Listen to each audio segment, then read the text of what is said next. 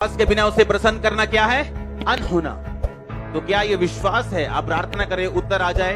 ये विश्वास नहीं। विश्वास ये है कि प्रार्थना करने पर उत्तर ना आए तो भी आप उस विश्वास में खड़े रहें। ये विश्वास है। अनदेखी वस्तुओं को देखना, ये विश्वास है। स्वर्ग किसी ने देखा नहीं पर उसकी बाट जोहते रहना और अपने आप को पाप से अलग रखना, ये विश्वास है। इसमें लिखा कि अगर तुम यीशु मसीह की पहचान के दौरान नाना प्रकार की अशुद्धता से बच निकले, कि तुम मसीह में आए, तुम पाप से बचे, तुम्हें मालूम हुआ व्यभिचार पाप है, तुमने छोड़ दिया, तुम्हें मालूम हुआ दारू पीना पाप है, तुमने छोड़ दिया, चोरी करना पाप है, तुमने छोड़ दिया, कत्ल करना पाप है, तुमने छोड़ दिया, गलत संगति तुमने छोड़ दी। कहता अगर सब कुछ तुमने छोड़ दिया और कहता फिर दोबारा उसमें फंस गए और हार गए, कहता फिर तुम्हारी दशा, तुम्हारी हालत जो है वो पहले से भी बदतर होगी। कहता जैसे कुत्ता अपनी छांट की ओर और नहलाई हुई सूअरनी अपने फिर से कीचड़ की ओर लौटने को चली जाती है। आपको समझना है एक प्लान है जो खुदा ने हर एक उस विश्वासी के लिए रखा हुआ है जो उसके नाम की बाट जो होता है, जो उस पर विश्वास करता है। वो प्लान हर बंदे के लिए, एक भी ऐसा नहीं जिसके लिए परमेश्वर की योजना नहीं। परमेश्वर ने कहा जब तुम उस योजना के अंदर एंटर करोगे तो तुम अशुद्धता से जब बच निकले, जब परमेश्वर ने तुम्हें साफ कर दिया, पाक कर दिया, तुम्हें क्लीन कर दिया, उसका एक रीजन है, उसका एक कारण है तुम्हें साफ करने का, क्योंकि परमेश्वर अब तुम्हें कुछ देना चाहता है, तुम्हें लॉन्च करना चाहता है, वो कुछ तुम्हारी लाइफ में बड़ा करना चाहता है। लेकिन कहता अगर उसी अशुद्धता में तुम फंसकर हार गए तो कहता तुम्हारी हालत पहले से भी क्या हो गई? बदतर हो गई। कहता इससे अच्छा ये था कि धर्म के मार्ग को तुम जानते ही नहीं, बावजूद इसके कि तुमने जाना धर्म के मार्ग को और उसके बाद फिर पुरानी लाइफ में चले गए। और ये शैतान की योजना है। उसे मालूम है आप प्रभु में आ चुके हो, तौबा कर चुके हो, पाप छोड़ चुके हो, अब उसको पता है कि खुदा ने कुछ ना कुछ इसकी लाइफ में बड़ा कर देना है अगर मैं इसको वापिस ना लेके जाऊंगा। याद रखो शैतान को एक लिंक चाहिए जिससे वो आपके साथ जुड़ सके। आपका गुस्सा उसे जोड़ सकता है, नफरत उसे जोड़ सकती है, प्रार्थना रहित जीवन उसे जोड़ सकता है, व्यभिचार उसे जोड़ सकता है। फिर आप ये प्रार्थना नहीं कर सकते परमेश्वर मुझे इस प्रॉब्लम से फ्री कर, क्योंकि आपने शैतान को अपने साथ क्या किया? खुद जोड़ा है। आपने खुद लिंक किया उसके साथ, अपनी तार को खुद जोड़ा है, आपने लीड खुद लगाई है उसके साथ।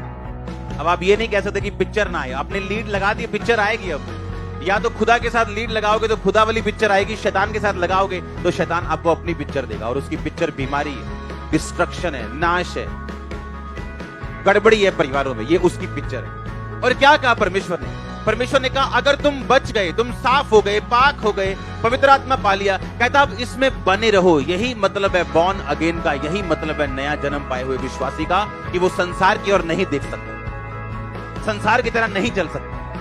उसे अपने शरीर पर कंट्रोल करना है, अपने इमोशंस पर कंट्रोल करना है, अपने हाथों पर कंट्रोल करना है, अपनी आंखों के ऊपर कंट्रोल करना है, ताकि जो प्लान परमेश्वर का मेरी लाइफ में है वो पूरा हो सके। क्योंकि शैतान को मालूम है मैं कुछ नहीं कर सकता जब तक ये बंदा खुद अपनी तार मेरे साथ नहीं जोड़ेगा। इसीलिए वो कोशिश करता है जहां से आप निकले हो आपको वहीं वापस लेके जाने, जिस शराब से आप निकले हो वहीं वापस लेके जाने, जिस जगह से आप निकले हो वहीं वापस लेके जाने, क्योंकि उसको मालूम है उसी जगह पर मैं इसका नाश कर सकता हूं, इस जगह पे नहीं कर सकता। इसलिए परमेश्वर ने कहा जो परम प्रधान के छाए हुए स्थान में बैठा रहे, यानी उसकी हजूरी में, उस विश्वासी होने के स्थान में वो सर्वशक्तिमान की छाया में क्या पाएगा? ठिकाना, यानी डिफेंस, यानी सुरक्षा पाएगा। हालेलुया। और ये चेन है शैतान की जो जिसके साथ वो आपको अपने साथ जोड़ता है वो, और जब आप जुड़ गए उसके साथ, आपका परमेश्वर के साथ लिंक टूटा, वो अपनी सप्लाई आपको देना शुरू करेगा। फिर आप प्रेयर करेंगे परमेश्वर ऐसा क्यों हुआ, तो उसका कोई उत्तर नहीं आएगा, क्योंकि आपने खुद उसको अपने साथ क्या किया? जोड़ा है। क्योंकि परमेश्वर की प्लान, उसकी योजना बड़ी है आपकी लाइफ में, जो बहुत से लोग मिस कर देते हैं। याद रखो जिस आशीष को आपने प्रार्थना के द्वारा पाया, आपने हजूरी में पाया, आपने अधीनगी में पाया, उसको बनाए रखने के लिए वही चीजें जरूरी है। जिस आशीष को आपने उसकी हजूरी में पाया वो हजूरी में ही बनी रह सकती। इसीलिए प्रभु यीशु मसीह ने कहा था अब फिर से पाप मत करना, ऐसा ना हो इससे भारी मुसीबत तेरी जिंदगी में आन पड़े। अब 38 साल का रोगी जो 38 साल से एक ही पोजीशन में पड़ा है, परिवार टूट चुका है, रिश्ते नाते टूट चुके हैं, दोस्त छोड़ चुके हैं, इससे भारी मुसीबत और क्या हो सकती है? मौत ही हो सकती है इससे भारी तो। लेकिन परमेश्वर ने कहा नहीं, इससे भी भारी मुसीबत है जो तुझ पे पड़ सकती है अगर तू अपनी पुरानी जिंदगी में वापस गया तो।